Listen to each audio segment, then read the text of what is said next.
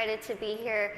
I kind of want to tell you a little bit more of the, I don't want to say basics, because we don't really know anything about my syndrome. I was born with this very, very rare syndrome that only 2 other people in the world, including myself, that we know of, have. Basically, what this syndrome causes is that I cannot gain weight. Yes, it does sound as good as it is. I can eat absolutely whatever I want, whenever I want, and I won't really gain any weight. I'm going to be 25 in March, and I've never weighed over about 64 pounds my entire life. When I was in college, I hid, well, I didn't hide, everyone knew it was there, but it was a giant tub of Twinkies, donuts, chips, Skittles, and my roommate would say, I could hear you at 12:30 reaching under your bed to get food. But I'm like, you know what? It's all right, I can do these things.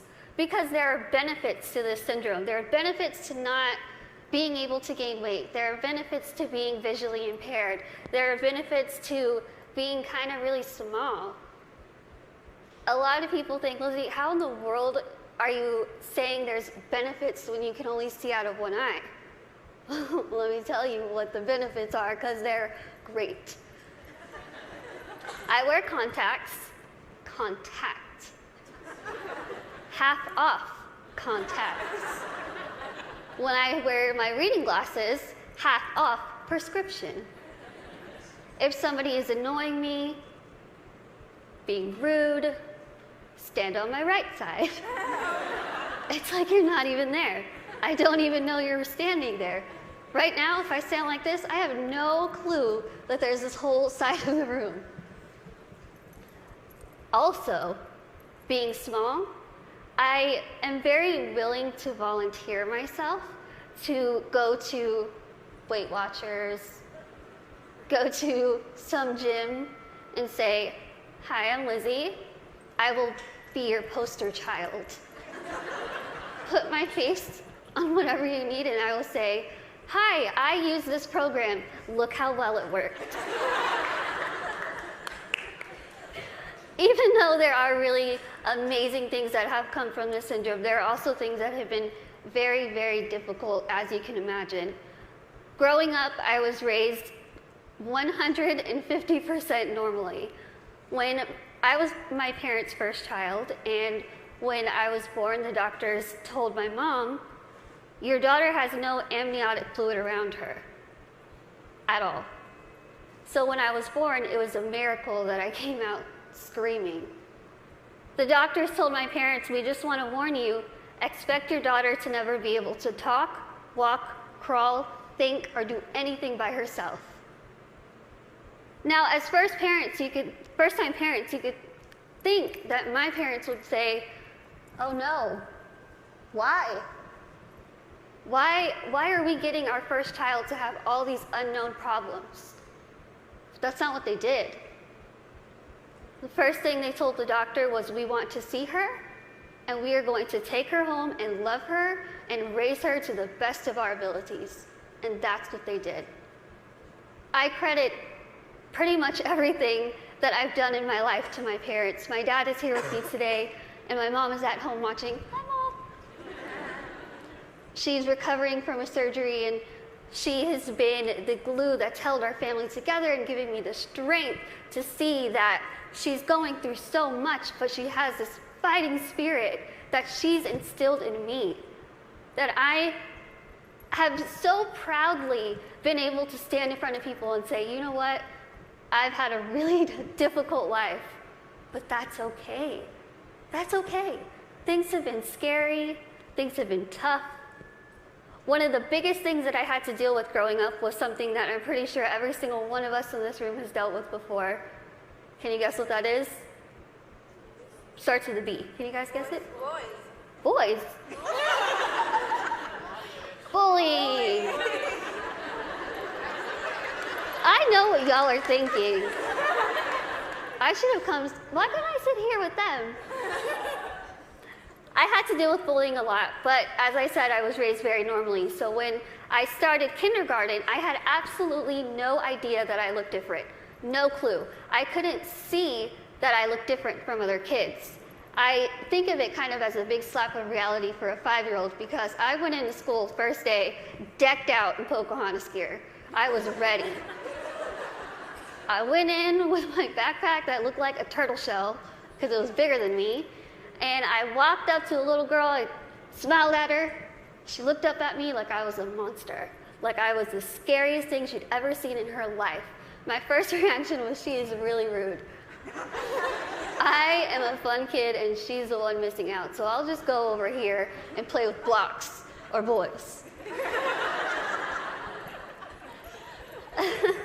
I thought the day was going to get better, and unfortunately it didn't. The day kind of got worse and worse, and a lot of people just wanted to have absolutely nothing to do with me, and I couldn't understand why. Why? What did I do? I didn't do anything to them. In my mind, I was still a really cool kid. So I had to go home and ask my parents, what's wrong with me? What did I do? Why don't they like me? And they sat me down and they said, Lizzie, the only thing that's different about you is that you're smaller than the other kids. You have this syndrome, but it's not going to define who you are. They said, go to school, pick your head up, smile, continue to be yourself, and people will see that you're just like them. And so that's what I did. I want you to think and ask yourself this in your head right now. What defines you? Who are you? Is it where you come from? Is it your background? Is it your friends? What is it? What defines who you are as a person? It's taken me a very long time to figure out what defines me. For so long, I thought what defined me was my outer appearance. I thought that my little tiny legs and my little arms and my little face was ugly. I thought it was disgusting. I hated when I would wake up in the morning and I was going to middle school and looking in the mirror, getting ready and thinking, can I just scrub this syndrome off? It would make my life so much easier if I could just scrub it off. I could look like the other kids. I wouldn't have to buy clothes that had Dora the Explorer on it. I wouldn't have to buy stuff that was bedazzled when I was trying to be like the cool kids. I would wish and pray and hope and do whatever I could to pray that I would wake up in the morning and I would be different and I wouldn't have to deal with these struggles. It's what I wanted every single day, and every single day I was disappointed. I have an amazing, amazing support system around me who never pity me, who are there to pick me up if I'm sad, who are there to laugh with me during the good times, and they taught me that even though I have this syndrome, even though things are hard, I can't let that define me. My life was put into my hands, just like your lives are put into yours. You are the person in the front seat of your car. You are the one who decides whether your car goes down a bad path or a good path. You are the one that decides what defines you. Now, let me tell you, it could be really really hard to figure out what defines you. Because there are times where I would just get so annoyed and frustrated, and I don't care what defines me. When I was in high school, I found a video, unfortunately, that somebody posted of me, labeling me the world's ugliest woman. There were over 4 million views to this video, 8 seconds long, no sound, thousands of comments, people saying, Lizzie, please just do a world a favor, put a gun to your head and kill yourself. Think about that. If people told you that, strangers told you this. I cried my eyes out, of course, and I was ready to kind of fight back, and something kind of clicked in my head, and I thought, I'm just going to leave it alone. I kind of started realizing that my life is in my hands. I could either choose to make this really good, or I can choose to make this really bad. I could either be grateful and open my eyes and realize the things that I do have and make those the things that define me. I can't see out of one eye, but I can see out of the other. I might get sick a lot, but I have really nice hair. Thanks. You guys are like the best little section right here. I lose my train of thought. Okay, where was I? Hair. Okay, thank you. Okay, so I could either choose to be happy or I could choose to kind of be upset with what I have and still kind of complain about it. But then I started realizing, am I gonna let the people who called me a monster define me? Am I gonna let the people who said kill it with fire define me? No. I'm gonna let my goals and my success and my accomplishments be the things that define me, not my outer appearance, not the fact that I'm visually impaired, not the fact that I have this syndrome that nobody knows what it is. So I told myself I'm going to work my butt off and do whatever I could to make myself better, because in my mind, the best way that I could get back at all those people who made fun of me, who teased me, who called me ugly, who called me a monster, was to make myself better and to show them, you know what? Tell me those negative things, I'm going to turn them around and I'm going to use them as a ladder to climb up to my goals. That's what I did. I told myself I wanted to be a motivational speaker, I want to write a book, graduate college, have my own family and my own career. 8 years later, I'm standing in front of you, still doing motivational speaking. First thing, I accomplished it. I wanted to write a book.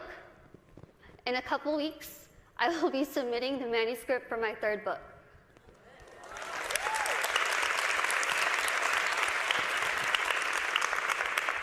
I wanted to graduate college, and I just finished college. I'm getting a degree. I'm getting a degree in communication studies from Texas State University in San Marcos, and I have a minor in English. I really tried to use real life experience while I was getting my degree, and my professors were not having it. But I wanted to have, lastly, my own family and my own career, and the family part is kind of down the line. My career part, I feel like I'm really doing well with it, considering the fact that when I decided I wanted to be a motivational speaker, I went home, I sat in front of my laptop, went to Google, typed in how to be a motivational speaker. I'm not even joking. I worked my butt off. I used the people who were telling me that I couldn't do this to motivate me. I used their negativity to light my fire to keep going. Use that. Use that. Use that negativity that you have in your life to make yourself better, because I guarantee you, you will win. Now, I want to end with asking you again. I want you to leave here and ask yourself what defines you. But remember, brave starts here. Thank you.